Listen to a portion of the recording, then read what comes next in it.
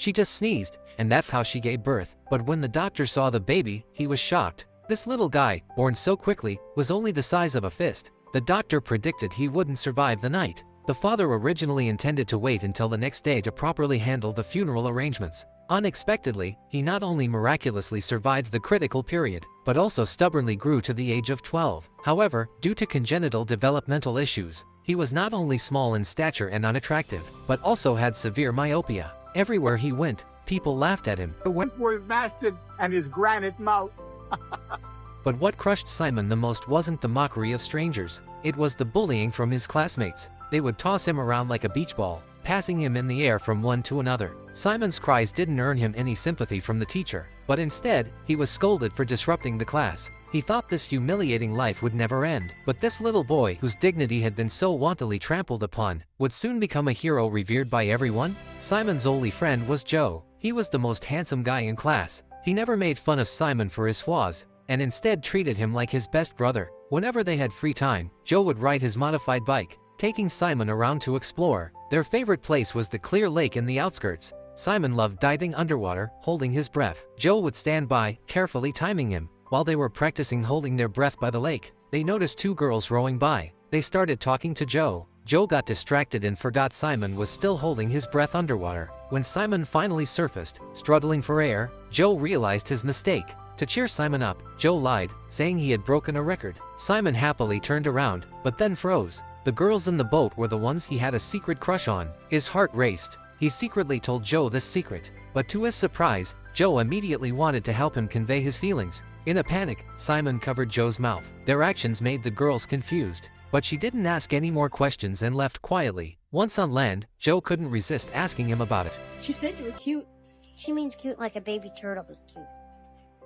Girls don't kiss baby turtles. Though Simon was a little disappointed, he soon regained his usual optimism. He believed that God must have a special mission for him since he was created this way. Joe, though not religious, never criticized Simon's faith. He was proud of Simon for having such strong belief, but Simon didn't expect that his special mission would unfold at a huge cost. Joe grew up in a single-parent family, but his mother, Rebecca, never revealed who his father was. This left Joe puzzled for years. Rebecca was always kind to Simon. Because of his physical condition, Simon's biological parents had always treated him coldly, but Rebecca respected him. When the weather started to cool, she would knit him a sweater. Even though it wasn't perfectly made, to Simon, it was more precious than any expensive gift. Whenever Simon was ridiculed by others, Look at this kid.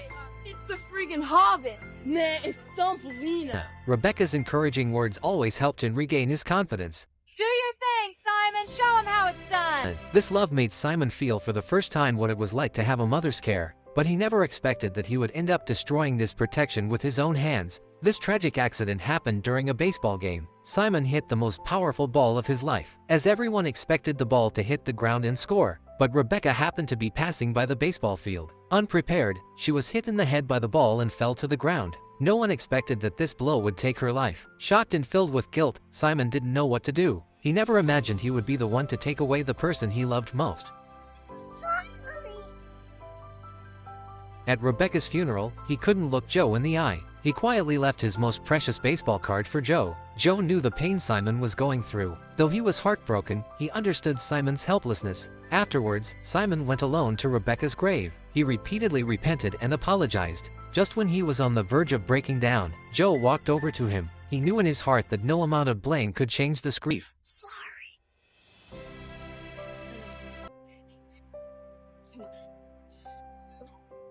Simon's sincere guilt and Joe's understanding finally broke down the distance between them. Joe, increasingly curious about his biological father, decided to find the father he had never met. When he told Simon about his plan, Simon suddenly remembered an important clue. The baseball that had hit Rebecca had mysteriously disappeared on the day of the incident. Simon believed no one would take away such an ominous object unless they had some special connection to Rebecca. Soon, Christmas arrived, and the school organized a performance. Despite Simon's objections, the teacher insisted that he play the mouse. Her tough attitude made Simon even more resistant. On the day of the performance, Simon openly defied the teacher in front of everyone. His rebellion made her even angrier. She said the most hurtful words.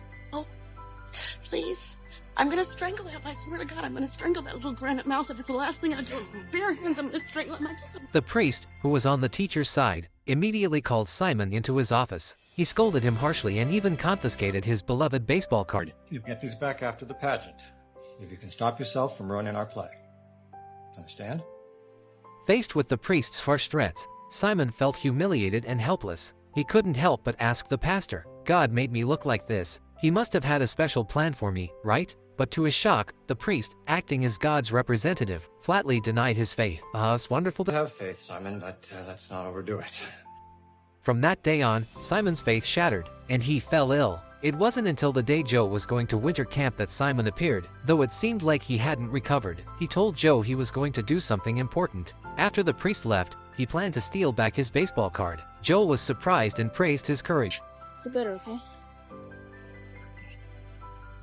But when Simon climbed up to get the card, he uncovered an unknown secret. Behind a book was a baseball, the same one that had struck Rebecca. In that instant, Simon understood everything. He immediately called Rebecca's old friend, Charlie, to rush to winter camp. He had to tell Joe the truth, but by the time they arrived, the priest had already told Joe that he was his biological father. Joe couldn't accept the sudden truth. He never imagined that the father he had been searching for would turn out to be a bitter, mean man. At that moment, Joe finally understood why his mother had never revealed his father's identity. Because a priest who made an unmarried woman pregnant would be condemned by everyone. On the way back, Joe deliberately distanced himself from the priest. He couldn't accept this hypocritical father. But just when the school bus was going down a hill, the driver swerved to avoid a deer, causing the vehicle to lose control. The bus crashed into a river below. The water rushed in instantly, and the priest was knocked unconscious. The driver panicked and fled. The children in the bus began to panic. At this moment, Simon stood up without hesitation.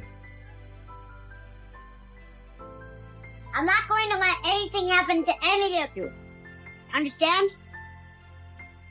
He guided the children to evacuate in an orderly manner and instructed Joe to carry them to the shore. But when there was only one child left, the swift river current slammed the back door shut, and the water pressure made it impossible to open the door. But Simon didn't panic. He quickly checked the window and dove back into the water. He gave it his all to lift the child high, and finally, the window opened. But as the child was rescued, the bus started to sink rapidly. Joe dived in frantically to search, but all he could hear was the quiet of the water. Just when Joe was desperate, Simon's head appeared above the water. Joe and Charlie rushed to rescue him, but by then, Simon was unconscious. Joe also fainted from exhaustion. When Joe woke up in the hospital, he immediately went to find Simon. But as he reached the door, he discovered the girl Simon had always secretly loved was also there. She had been deeply moved by Simon's courage. She quietly kissed Simon on the cheek. When Simon woke up, his first concern was whether all the children were safe. Are the kids okay? At that moment, Simon realized maybe this was the mission God had given him. He had held his breath underwater for 200 seconds, breaking all his personal records. It was the persistence to fight for life in the face of despair. But in the end, Simon couldn't survive this great injury. His life came to an untimely end. Though Simon's life was short, he passed through everyone's lives like a shooting star. He proved with his actions that real heroes are not defined by appearance but by inner strength and courage. 20 years later, Joe became a father and had his own children. He even named his child Simon, wanting to continue his best friend's legacy in another way. Simon's spirit lived on in his heart, never fading. This is a movie that doesn't rely on forced emotion but still brings tears to countless people. Simon's story tells us, every life has its special meaning. True strength is choosing kindness and bravery even when facing the cruelty of fate. A true hero is someone who, even in the darkness, is still willing to light a candle of hope for others.